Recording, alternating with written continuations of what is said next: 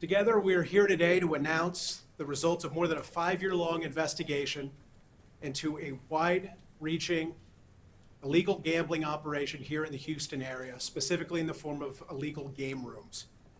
Yesterday afternoon, a coordinated effort of over 720 law enforcement agents and officers executed search warrants at 45 locations in the Houston area, 30 of them at these illegal game rooms.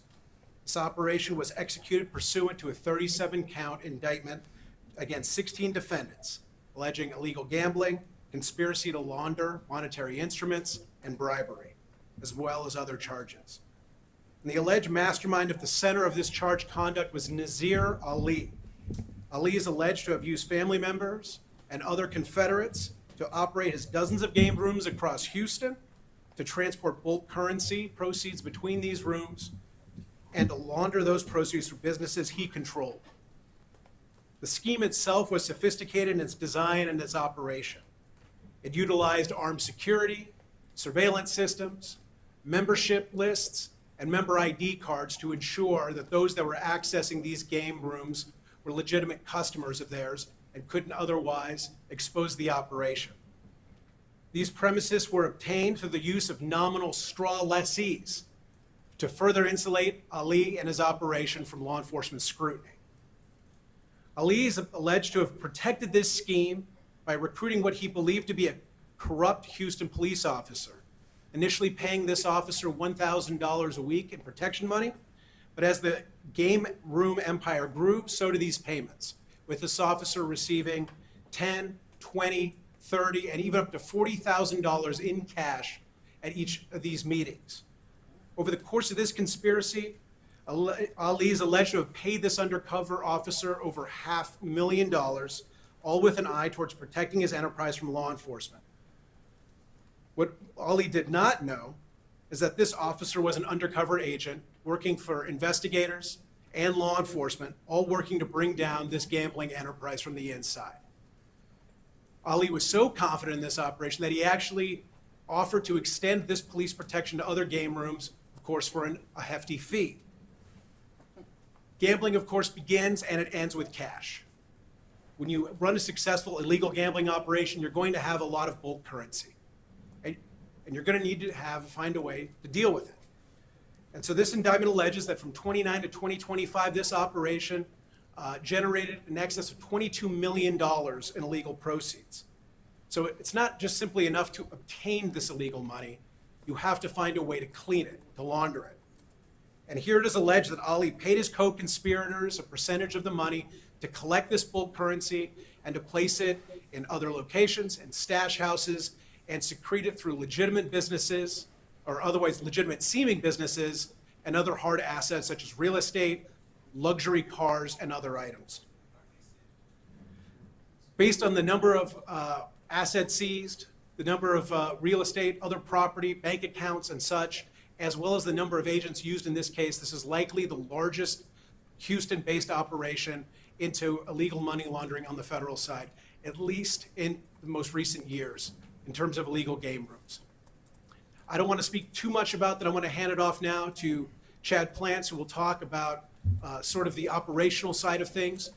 Chad Plants, the agent in charge of Homeland Security investigations here in Houston. Sure. Hey, good afternoon. I'm Chad Plants, the Special Agent in charge of Homeland Security Investigations Houston. I want to begin by thanking U.S. Attorney Nicholas Ganji for hosting today's press conference and for his office's continued partnership throughout this major investigation. I'd like to recognize all of our partners, many of whom are here today: the Houston High Intensity Drug Trafficking Area Program, the Houston Police Department, Harris County Sheriff's Office, the Harris County's Constable's Office, IRS Criminal Investigation, the FBI, ATF, and DEA, and the other 18 law enforcement agencies that contributed to this complex multi-year effort. And a special thanks, as you mentioned, to the more than 700 law enforcement professionals who executed yesterday's operation with outstanding professionalism and coordination. Yesterday marked the culmination of a 5.5-year joint investigation into what we believe is one of the largest gambling and money laundering schemes in Texas history. This criminal enterprise, allegedly led by Nazir Ali, a 61-year-old citizen of Pakistan, operated around 40 illegal gambling locations across the Houston area and generated nearly $22 million in illicit proceeds over a 10-year period. During the operation, 85 warrants were executed at 45 locations. And to date, that's resulted in 14 criminal arrests, 31 administrative arrests, the seizure of over 2,000 illegal gaming machines, the seizure of 8 firearms, the seizure of 10 residents and numerous high-end vehicles that are alleged to have been purchased through the criminal proceeds. Nazir Ali and 15 others are accused of using legitimate business to hide illegal gambling operations and launder their proceeds through over 25 bank accounts across the region. During the operation, $6 million in criminal proceeds were seized from these accounts, and another $4 million in criminal proceeds were seized from residents across the area. HSI special agents have also uncovered evidence showing that criminal enterprise hired illegal aliens to serve as armed guards at the game rooms. Illegal aliens were also allegedly hired to work at other businesses controlled by Nazir that supported the criminal enterprise. During the operation, HSI special agents identified 31 undocumented aliens who were either employees or patrons of illegal gambling and businesses. These individuals were turned over to ICE's enforcement removal operations for processing on immigration violations. In closing, I want to thank again all the law enforcement partners for their support. Teamwork that's been on display throughout this investigation is really a testament to the unbelievable partnerships that exist in the law enforcement communities across Texas. By coming together with a common mission, we've exposed and dismantled one of the largest illegal gaming and money laundering operations in the state's history and taken another significant step in our efforts to eradicate organized crime in the Houston area. Thank you. Sir. All right. With that, I'd like to open it up to questions. Yes. I heard the drug task force mentioned. Can you kind of explain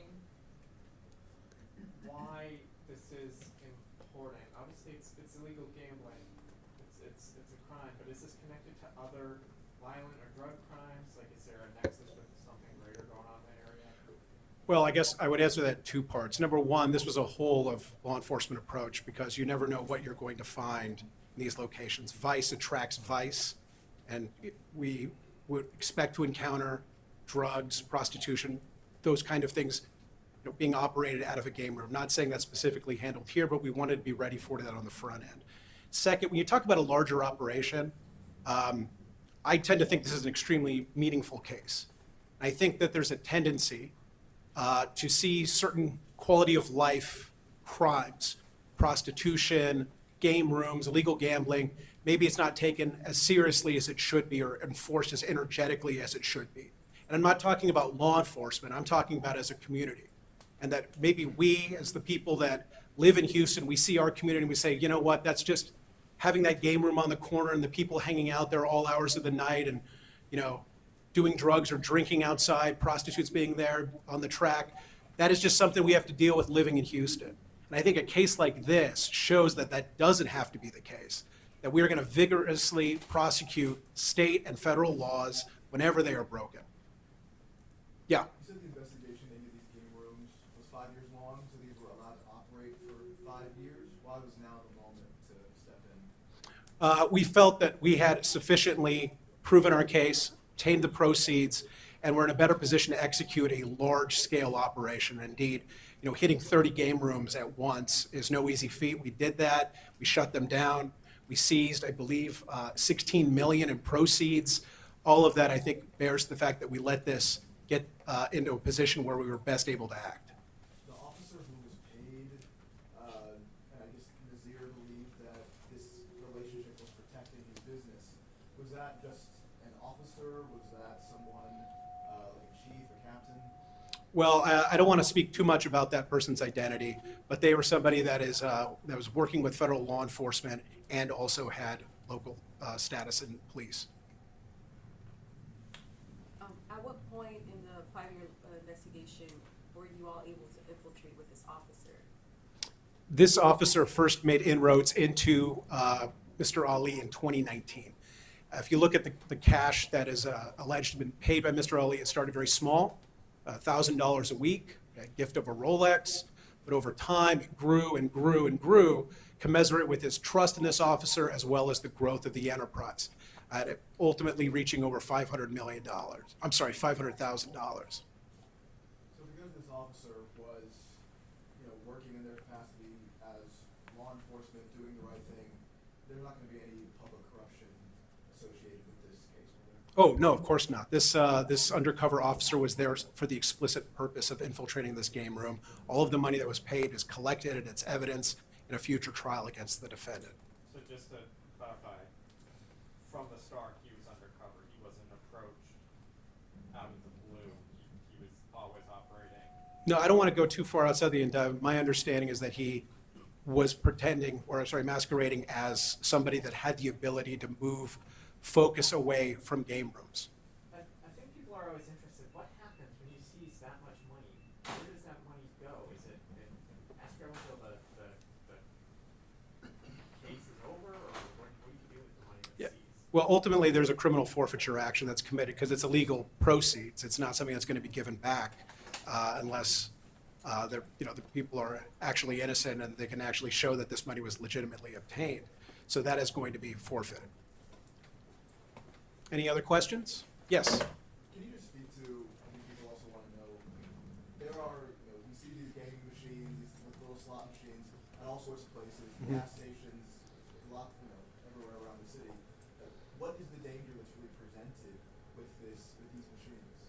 Yeah, so again, this goes to the earlier comment I made about this being a wide-ranging criminal activity. And I don't think that the people of Houston necessarily want to simply say, well, it's just gambling. Sure, it's against the law, but you know what, I'm going to let it go.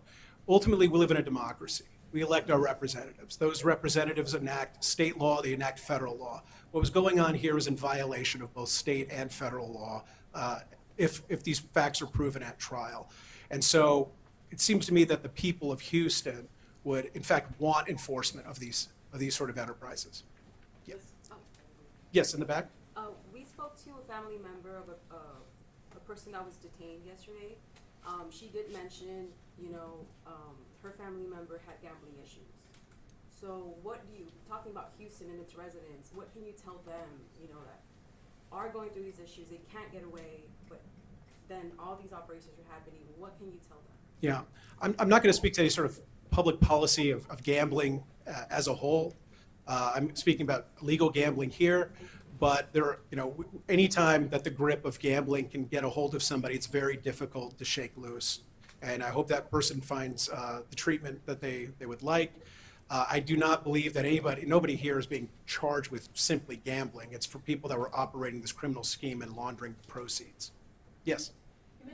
You mentioned that Mr. Ali offered the undercover officer services to other gaming people involved in that industry, I guess, for lack of better words. Did any of them take him up on it, and were they part of those arrests? The people that were, I don't want to get, again, too far outside the indictment, but the idea that he would offer these services in exchange for a percentage of the profits. So I should probably leave it there. Thank you. So we know there are other gaming operations out there. What's your message to anyone who's running an illegal gaming operation? Find a new line of work. Yeah.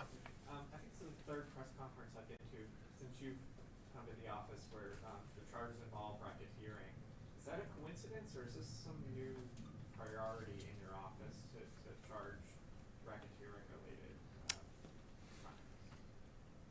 We do not have any sort of specific instructions to charge racketeering, but anytime that you have a large criminal enterprise that's operating with a pattern of criminal activity, we are going to bring the most serious readily provable offense. That general guidance has been given by the Department of Justice to always charge the most serious readily provable offense. That we're not public policy makers. We're not here to decide what laws should and should not be enforced. Okay. So I think you touched on this a couple times, but I just wanted to ask one more time. Yeah. Are there any violent offenses connected to this? I think once again people might say, well, what really is the harm? How is this keeping the people of Houston There was an assault on an officer, I believe that was alleged during the execution yesterday by a patron. But in terms of actually violent conduct by the operators, I am not currently aware of any.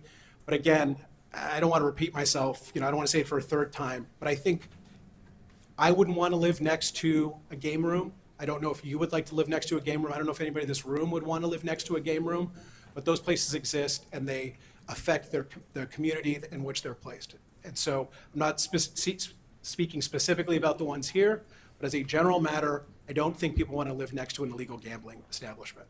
Yes, last question. How did y'all zero in on him? Was it a citizen complaint? How was it that y'all started? I definitely could not get into that. Thank you. All right. I want to thank you all for coming. I want to also, again, extend my thanks to our law enforcement partners, both federal and local, who did a tremendous job in this case. I think the Houston community is going to be better off for it. Thank you very much.